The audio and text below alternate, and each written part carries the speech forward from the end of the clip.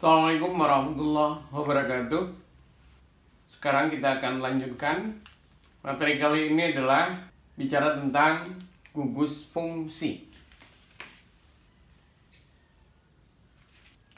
Meskipun ikatan sp3 dan sp3s itu umum ditemui pada senyawa organik, tetapi ikatan ini biasanya tidak terlalu berperan dalam reaksinya.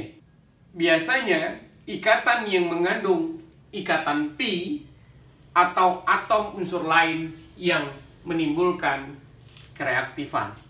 Kedudukan kereaktifan kimia itulah yang disebut dengan gugus fungsi. Kita lihat contoh.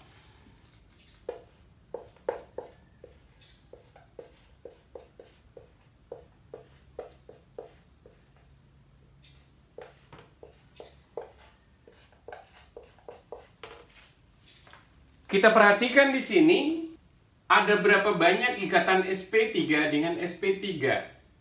Ini C dengan C, berarti ini adalah sp3 dengan sp3. C ini dengan C ini juga sp3 dengan sp3. Tetapi dalam hal kereaktifan, di sini nanti yang menjadi gugus fungsinya adalah hanya bagian yang ujung saja. Nah, karena memang disinilah tempat terjadinya reaksi. Kita sebut dengan tempat kereaktifan kimia. Jika kita memiliki atom C yang demikian banyak, tetapi yang berperan dalam hal reaksi hanyalah bagian pada gugus fungsi. Apa contoh yang lain? Kita lihat contoh yang lain.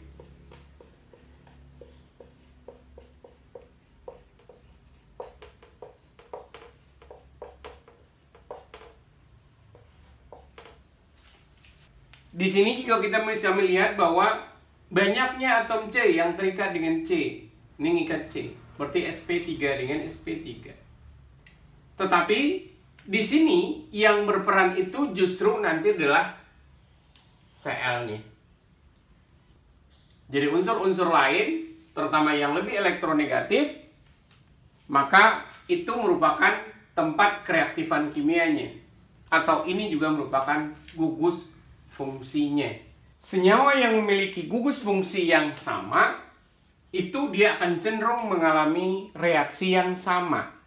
Contohnya adalah gugus fungsi hidroksil.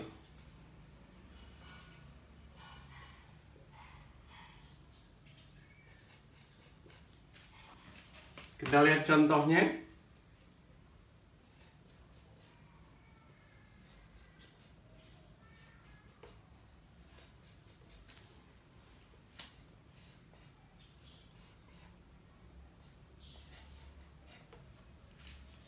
Ini beberapa contoh dari senyawa yang memiliki gugus hidroksil.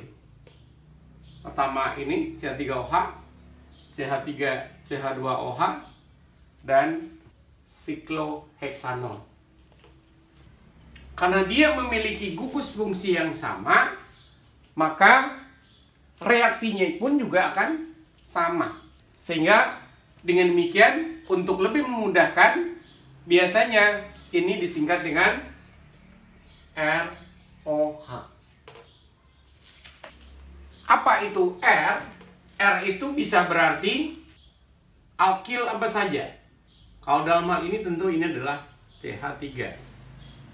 Kalau di sini tentu adalah CH3, CH2. Kalau di sini tentu adalah, bisa juga dengan alkil yang lainnya. Misalnya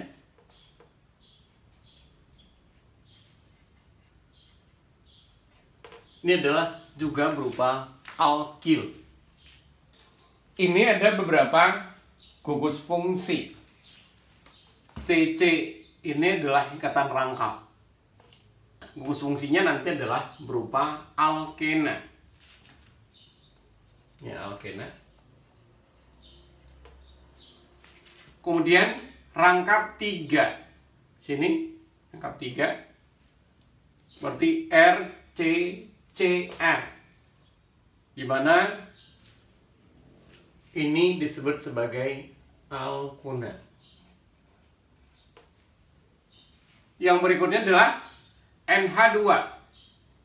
Gugusnya berarti ini adalah amino. Tapi RNH2 inilah yang disebut dengan amina. Berikutnya adalah OH. Ini disebut sebagai hidroksil. ROH disebut sebagai alkohol.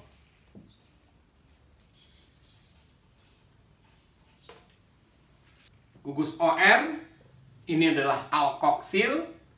ROR itu adalah ether.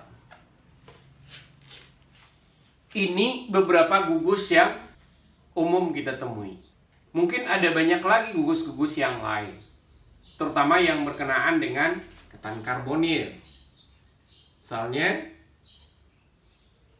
nih,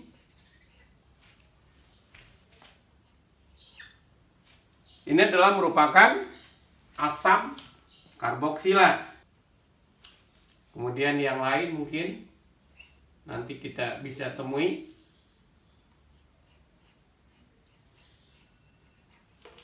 RCONH2 ini adalah berupa amida. Yang lain RCOOR. Nah, ini adalah merupakan ester.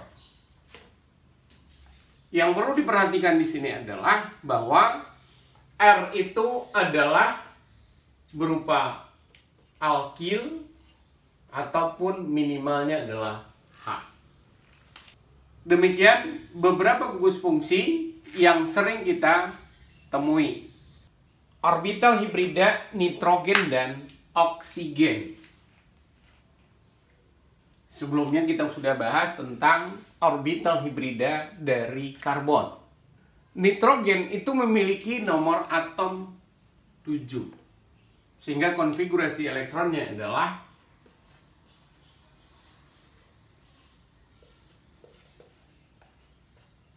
1s2, 2s2, 2p3.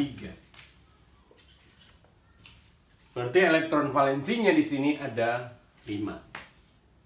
Kalau kita tulis berdasarkan tingkat energinya, elektron valensinya berarti di sini 2s ada 2 elektron. Sini juga ada orbitalnya ada 3 elektronnya. Ada orbital 2p. Bagaimana terjadinya orbital hibrida dari nitrogen? Kalau pada atom karbon, khususnya pada sp3 ada 4 elektron yang terlibat. Kalau di sini yang terlibat itu ada 5 elektron. Maka dengan demikian, kelima elektron inilah nanti akan dicampurkan.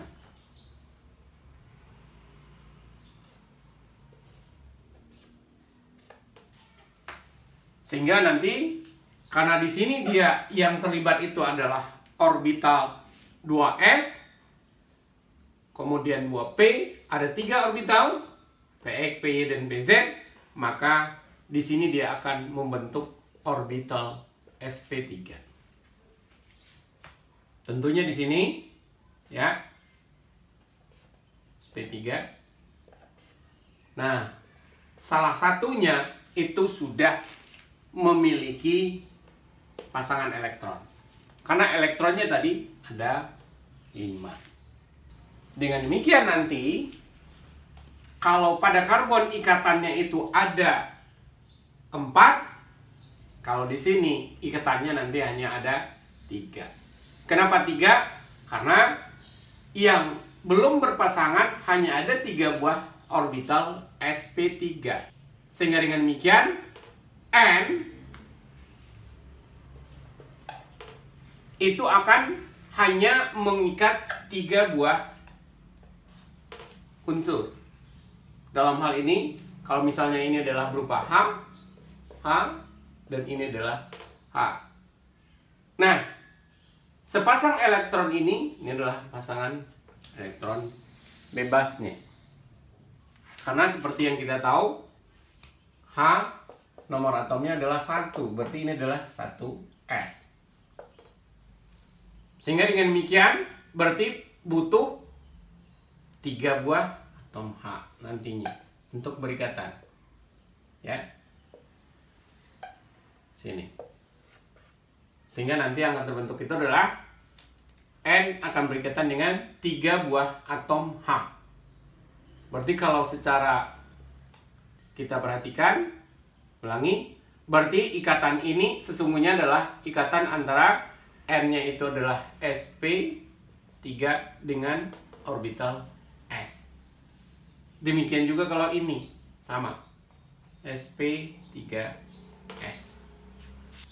Dan tentunya kalau kita lihat lagi, mungkin kalau kita masih ingat untuk yang CH4 begini,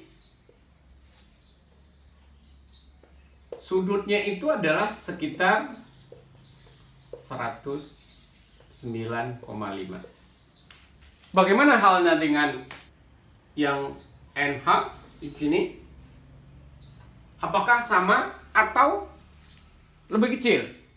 Nah, berdasarkan data bahwa ternyata sudutnya itu adalah 107,3 derajat.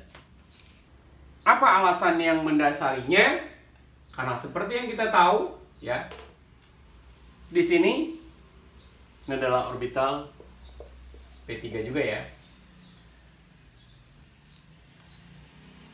Pasangan elektron bebas itu akan memiliki ruangan yang relatif besar dibandingkan dengan pasangan elektron ikatan.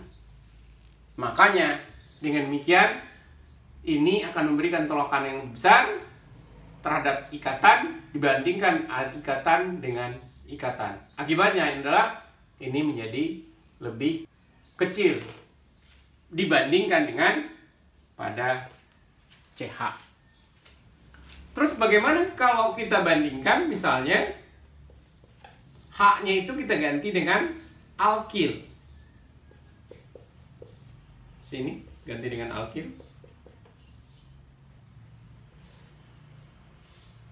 Apakah sudutnya akan lebih besar daripada 107 atau malah lebih kecil?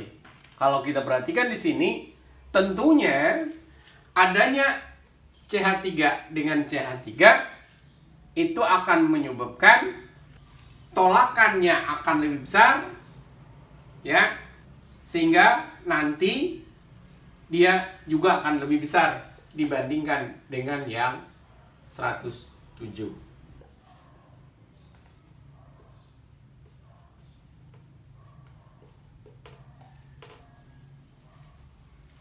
Sama halnya dengan karbon, nitrogen pun juga memiliki hibridisasi sp2 dan sp. Contoh,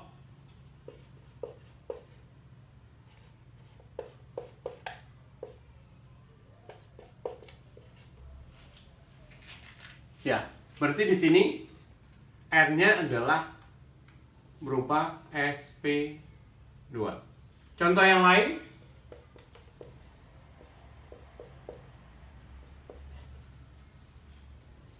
berarti di sini adalah sp. Jadi dengan demikian untuk nitrogen dia memiliki hibridisasi sp3, sp2 dan sp. Selanjutnya adalah air, alkohol, dan ether. Oksigen itu memiliki nomor atom 8. Berarti dengan demikian konfigurasi elektronnya adalah 1s2, 2s2, 2p4. Dengan demikian elektron valensinya di sini adalah 6. Kita tulis berdasarkan tingkat energinya.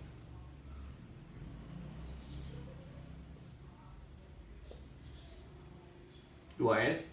So kita isi P ada 4, 1, 2, 3, 4. Di sini berarti yang terlibat di dalam hibridisasi adalah 1, 2, 3, 4, 5, 6. Berarti 6 elektronnya.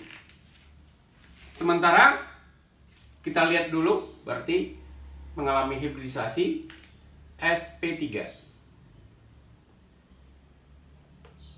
Kenapa sp3? Karena orbital yang terlibat 1 buah orbital s dan 3 buah orbital p. Maka dengan demikian berarti nanti elektronnya ada 6, berarti kita isi dulu 1, 2, 3, 4, 5, 6. Dan semua yang terbentuk ini sebenarnya adalah orbital sp3. Terus bagaimana dengan ikatannya? Karena kalau kita perhatikan di sini, 2 buah orbital sp3 itu sudah ada pasangannya. Berarti yang memungkinkan terjadi ikatan hanyalah 2 buah sp3 yang lain. Maka dalam hal ini berarti kalau untuk O, berarti pasangan elektron bebasnya di sini. Kemudian yang lainnya, misalnya ini adalah H, ini adalah H untuk air. Atau kalau ingin kita bandingkan, ya berarti nanti kalau itu adalah air berarti H, O, H. Selanjutnya alkohol, O, H. H-nya salah satunya diganti dengan R. Untuk ether tentunya 1H lagi diganti dengan R.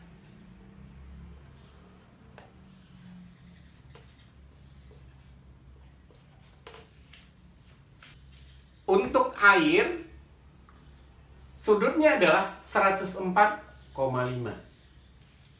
Ini 104,5. Tentunya kalau kita bandingkan dengan CH, ini lebih kecil. Kenapa lebih kecil? Karena di sini adanya pasangan elektron bebas. Tolakan pasangan elektron bebas dengan elektron bebas itu akan lebih besar dibandingkan dengan elektron ikatan dan elektron ikatan. Bagaimana kalau kita bandingkan dengan alkohol? Jelas bahwa kalau ini adalah salah satunya, misalnya adalah C saja, maka tentu tolakan antara C dan H itu akan lebih besar dibandingkan antara H dengan H. Kemudian bagaimana dengan ether?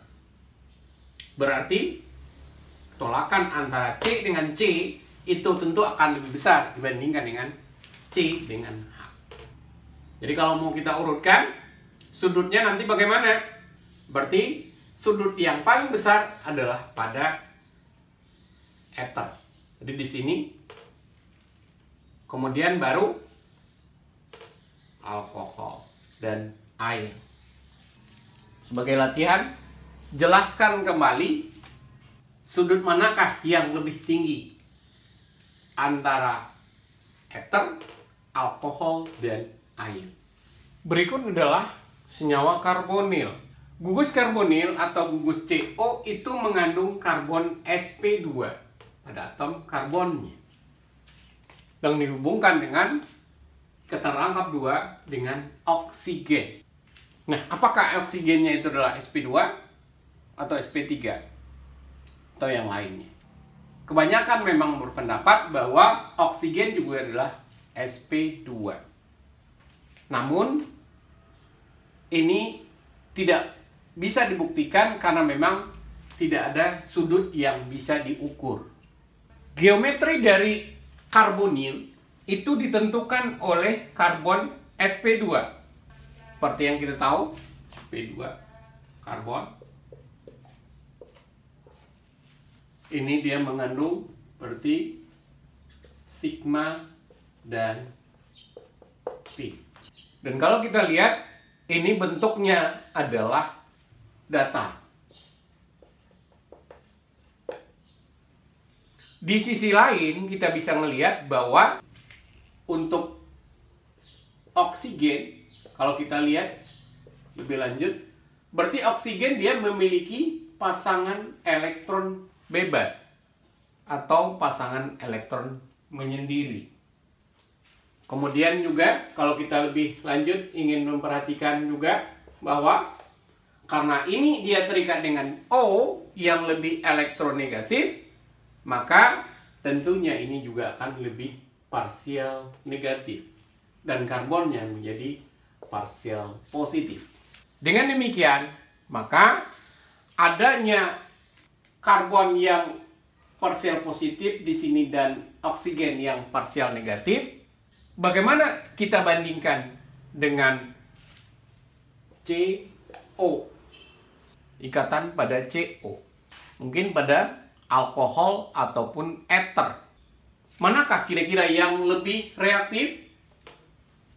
Nah, tentunya yang lebih reaktif itu adalah CO karbonil. Kenapa? Alasannya adalah elektron P di sini ada elektron P karena ini adalah ikatan P. Jadi elektron P yang mobile itu lebih mudah tertarik ke arah oksigen yang lebih elektronegatif dibandingkan pada ikatan ini. Karena ini adalah tentu ikatannya adalah ikatan sigma. Dengan demikian, maka sebuah senyawa karbonil itu akan lebih reaktif dibandingkan dengan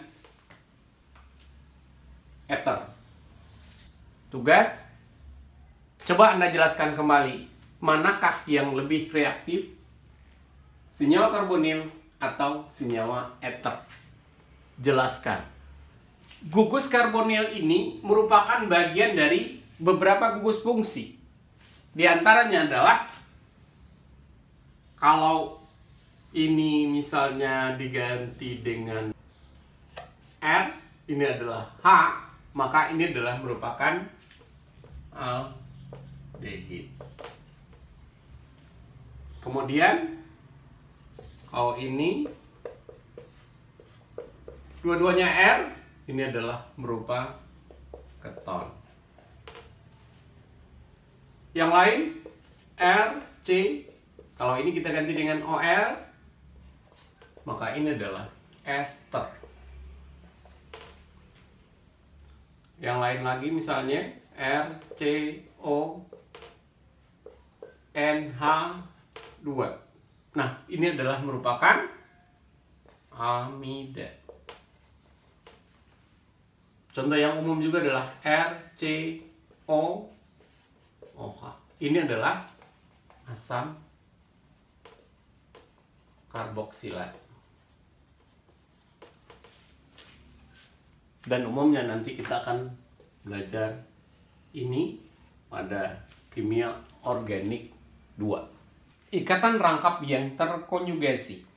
Molekul organik itu bisa mengandung lebih dari satu gugus fungsi. Contoh,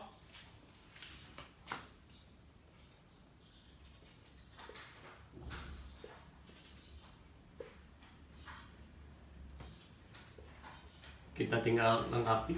Ini adalah H.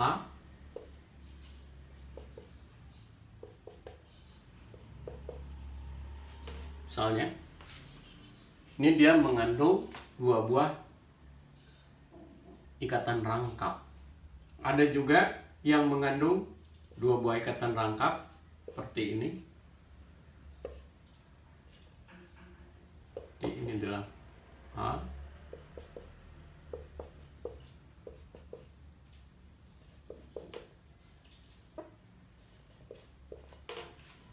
Atau yang lain, kita lihat contoh yang seperti ini.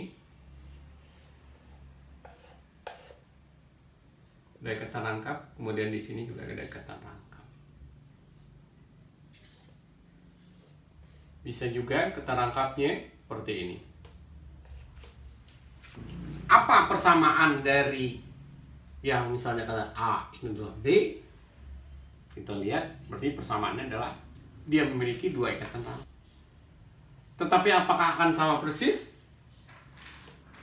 Tidak. Kalau kita perhatikan untuk yang A, rangkap, tunggal, rangkap, Sementara kalau yang B, rangkap, tunggal, tunggal, rangkap. Kalau kita ini tandai dengan C, ini rangkap, tunggal, rangkap, tunggal. Sementara kalau yang ini rangkap, tunggal, tunggal, rangkap. Untuk A dan C, ini kalau kita tandai, itulah yang disebut dengan ikatan rangkap yang terkonjugasi. Apa itu ikatan rangkap yang terkonjugasi? Yaitu ikatan rangkap yang selang-seling antara rangkap dengan tunggal. Mungkin kalau mau kita contohkan yang lain, sini rangkap, tunggal, rangkap, tunggal, rangkap, tunggal. Ini juga termasuk kata rangkap yang terkonjugasi. Bagaimana halnya dengan yang B? Ini rangkap, tunggal, tunggal, rangkap. Demikian juga ini rangkap, tunggal, tunggal, rangkap. Ya, berarti ini kata rangkapnya itu tidak terkonjugasi. Atau istilah lainnya adalah ikatan rangkap yang terisolasi. Jadi pada ikatan rangkap yang terisolasi berarti ikatan rangkapnya lebih dari satu, tetapi ikatan rangkap yang satu dengan ikatan rangkap yang lainnya itu berjauhan.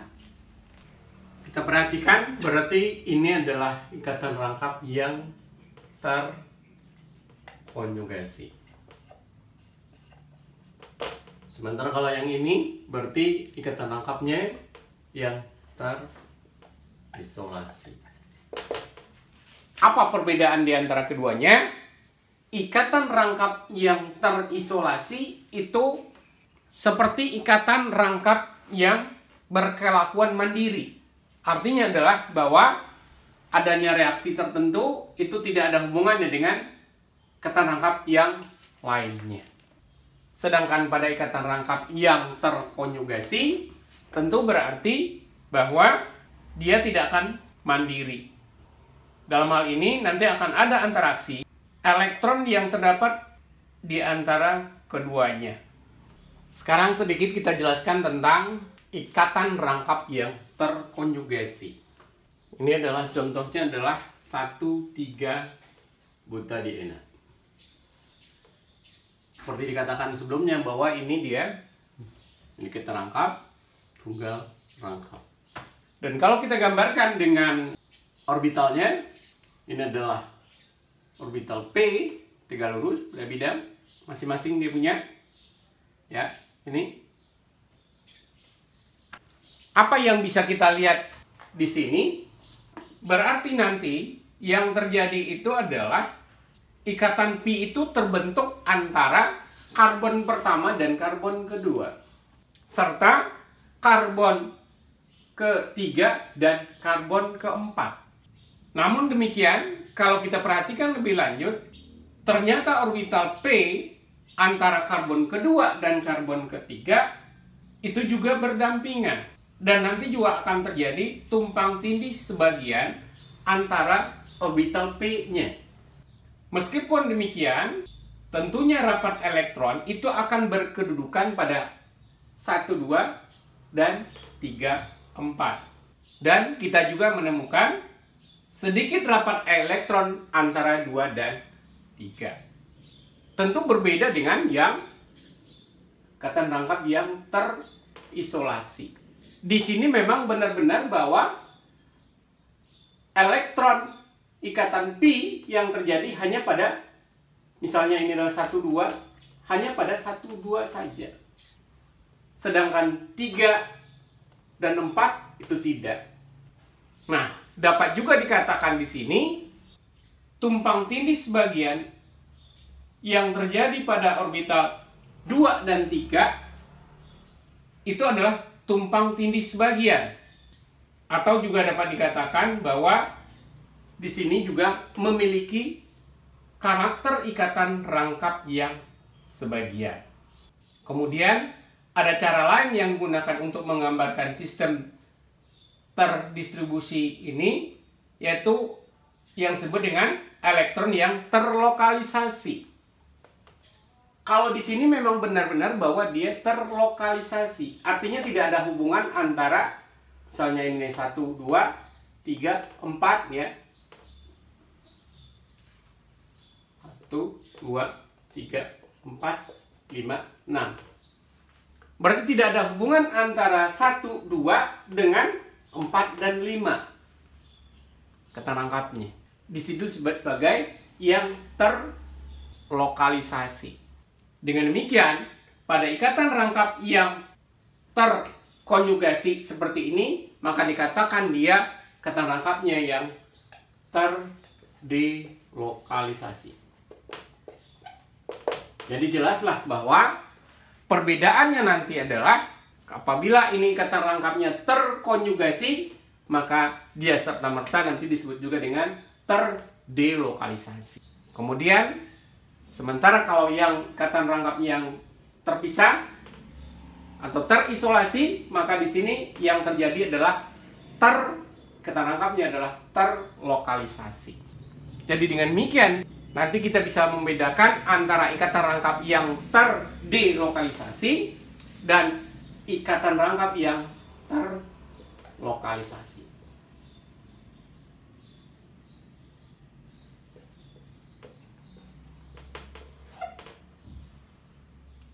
Sebagai latihan bagi Anda, jelaskan apa yang dimaksud dengan ikatan rangkap yang terdelokalisasi dan ikatan rangkap yang terlokalisasi.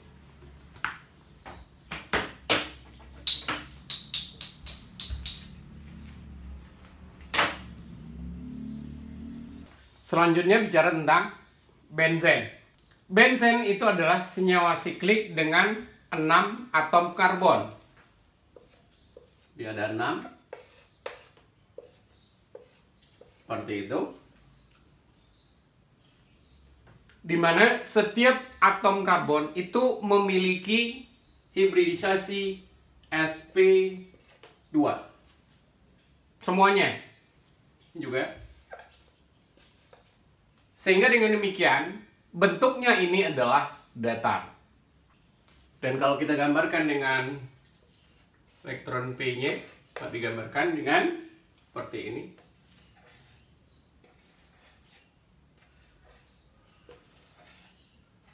Ini adalah orbital P-nya. Dimana nanti yang akan terjadi adalah ikatan antara orbital P yang satu dengan orbital P yang lain. Seperti ini. Nah, ini yang bentuk ikatan Pi. Namun ini sebenarnya juga kita bisa tulis dengan cara seperti ini.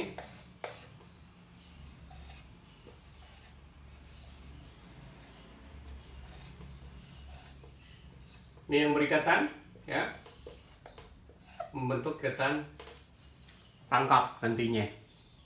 Namun demikian, yang perlu kita perhatikan adalah apakah dengan penulisan yang seperti ini itu dapat menunjukkan bahwa orbital P yang delokalisasi sempurna.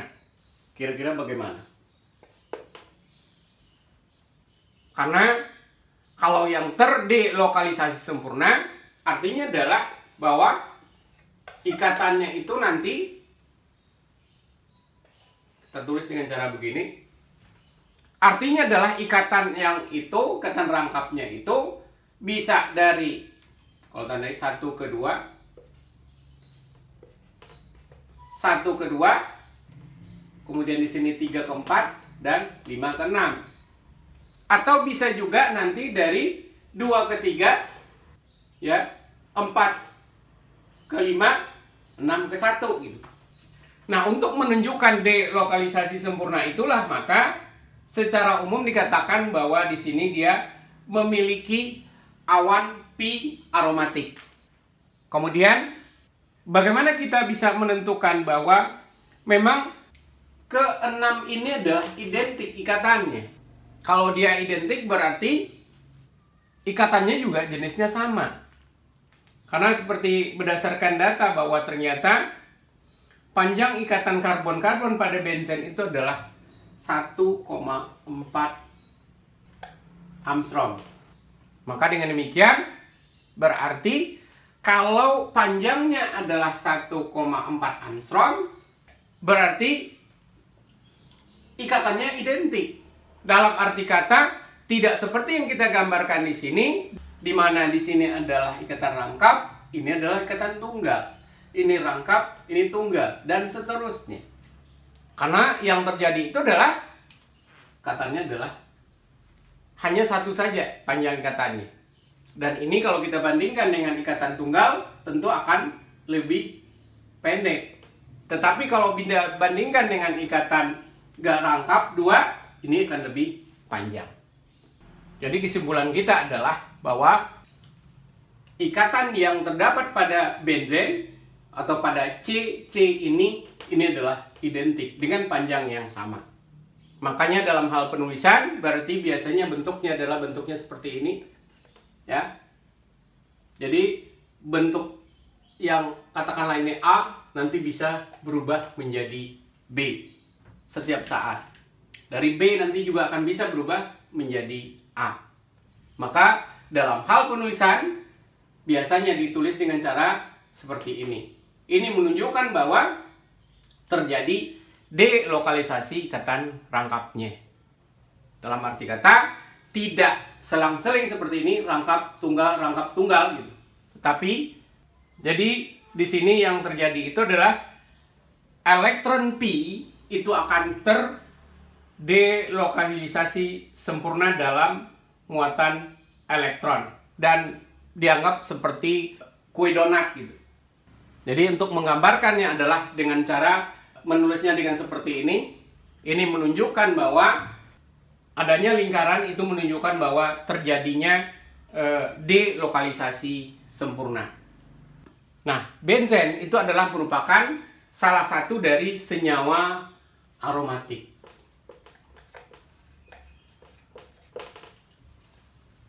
Kenapa aromatik? Karena senyawa ini memang diturunkan dari fakta bahwa senyawa ini mempunyai bau yang khas. Berikutnya adalah bentuk resonansi.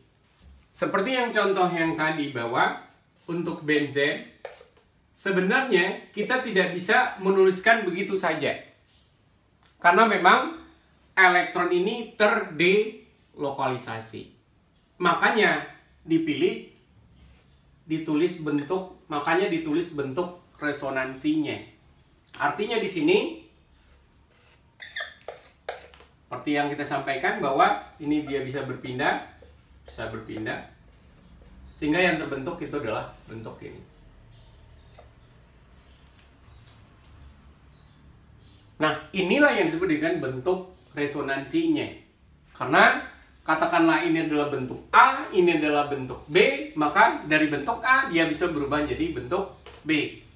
Nanti sebaliknya dari B nanti akan berubah lagi menjadi bentuk A. Demikian juga kalau yang lain. Kita contohkan yang lain di sini.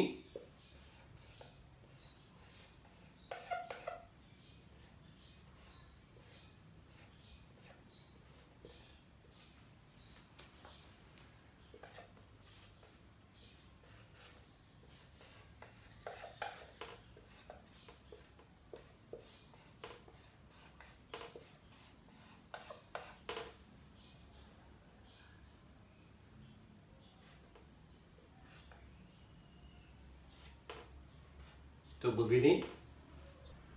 Bisa juga bentuk yang lainnya.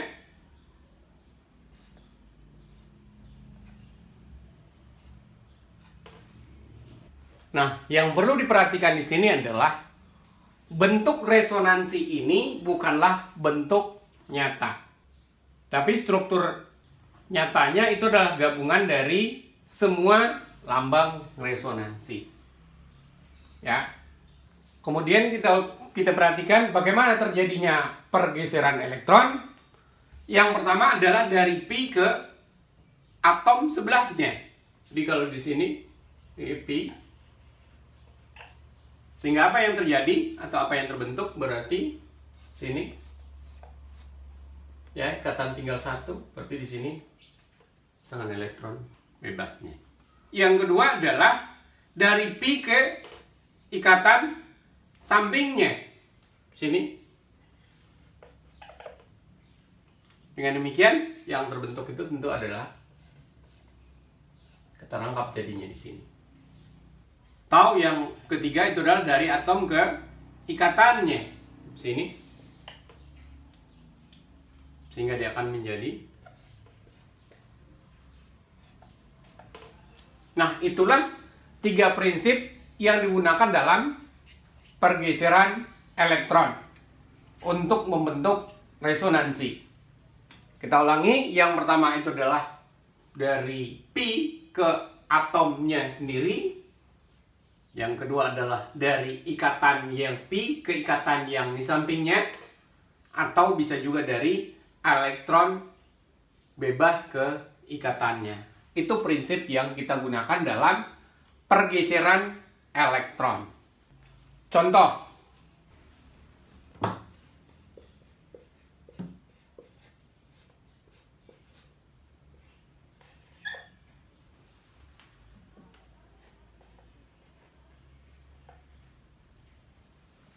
Di sini yang terjadi adalah berarti dari elektron atom ke ikatan. Kemudian ini juga nanti bisa berpindah. Berarti dari ikatan ke atomnya. Sehingga nanti kita bisa bikin tulisnya CH3 NO. Nah, ini kan jadi min. Ini kata rangkap jadinya. Ya kan? Positif. Ini menjadi negatif. Ya. Ini kalau dihitung lagi, ini akan positif, ini akan jadi negatif. Ingat bagaimana cara menghitung muatan formal. Demikian juga yang terjadi pada benzen tadi. Kita lihat.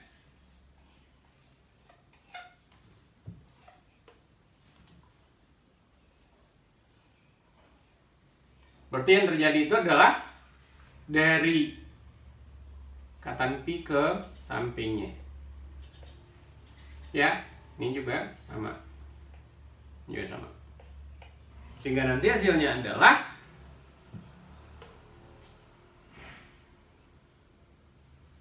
berarti kita rangkapnya di sini, sini dan di sini. Demikian cara bagaimana pergeseran elektron itu terjadi. Untuk latihan, tulislah resonansi dan bagaimana terjadinya pergeseran dari elektron. Ini untuk yang pertama, dan ion asetat untuk yang kedua. Berikutnya adalah penyumbang utama. Sejauh ini yang kita berikan contoh itu adalah dia ekivalen. Seperti ini tadi.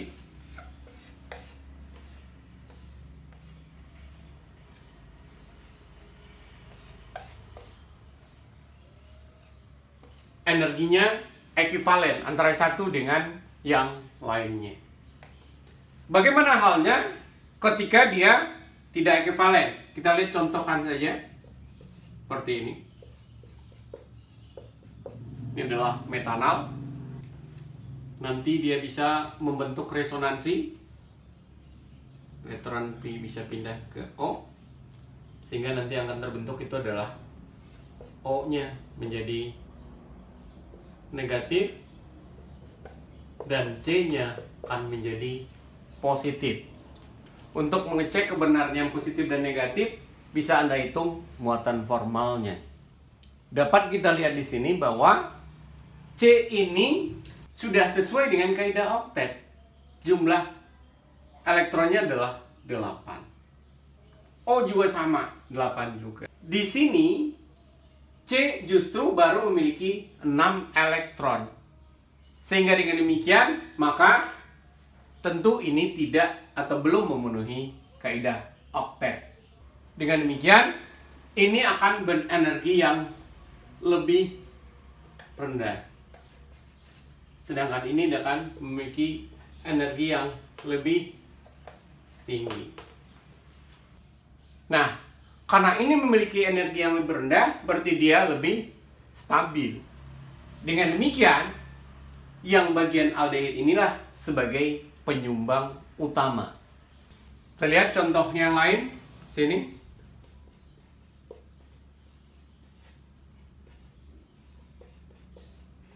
Ini adalah sebuah ester soalnya. Nah, kita pindah aja dulu yang ini.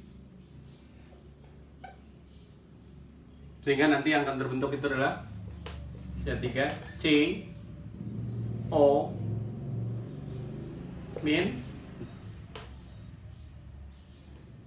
C-nya juga akan positif, O C3. Nanti ini bisa dicek muatan formal nih.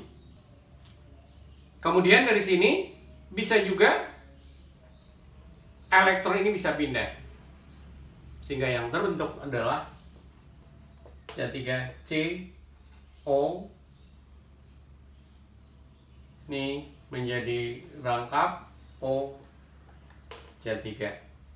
O-nya nanti bermuatan positif, ini akan bermuatan negatif. Nah, berarti senyawa ini bisa menjadi 3 bentuknya, 3 jenisnya, atau 3 resonansinya. Tapi manakah yang merupakan penyumbang utama? Seperti yang dikatakan sebelumnya, adalah penyumbang utamanya itu adalah apabila dia memiliki oktet. Kalau di sini kan oktet semua, C-nya oktet, O-nya juga oktet. Tapi kalau di sini C-nya baru 6 karena ikatannya cuma 3. Ya. Kemudian di sini ada muatannya dan ada muatannya. Sini juga ada muatan. Berarti yang penyumbang utamanya itu adalah yang memiliki energi yang lebih rendah. Yang mana yang memiliki lebih rendah? Yaitu yang tidak punya muatan. Kemudian tadi samping muatannya kita bisa lihat, bisa juga kita lihat dari apakah semua unsur yang terlibat dalam ikatan itu sudah oktet atau belum. Untuk latihan, Anda tentukan muatan formal masing-masing yang ini, terutama yang bermuatan, benar atau tidak. Seperti ini muatannya positif, atau O-nya nanti negatif, O-nya juga negatif, O-nya nanti positif di situ. Anda buktikan dengan menghitung muatan formalnya. Stabilisasi resonansi. Bila suatu struktur itu merupakan hibrida resonansi dari 2 atau lebih, maka energi struktur nyatanya akan lebih rendah dibandingkan dengan struktur tunggal. Kenapa? Karena struktur nyata itu akan distabilkan oleh adanya resonansi itu tadi. Jadi kalau kita menulis dalam bentuk begini, misalnya begitu saja, maka energi ini lebih tinggi dibandingkan kita menulis dalam bentuk seperti ini. Kalau dalam bentuk begini, berarti kan dia distabilkan oleh resonansi. Ini kan sama aja artinya kita menulis dalam bentuk